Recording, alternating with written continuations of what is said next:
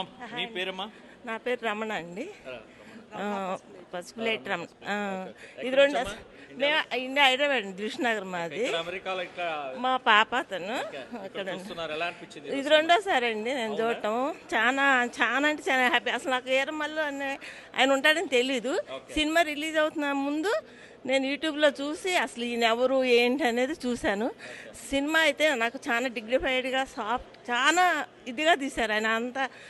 ఆయన ఒక సీఎం అయి ఉండి కూడా టైం ఇచ్చి అంత బాగా న్యాచురల్గా ఉంది నాకైతే సినిమా. ఎక్కడ ఏదో చిన్న చిన్నవి ఉన్నాయేమో కానీ ఉన్నా కూడా ఆయన టైం ఇచ్చి చేశారంటే గ్రేటు. ధర్మం అసలు తెలియదండి నాకు 58 ఉంది ఇప్పుడు. నాకే తెలియదు.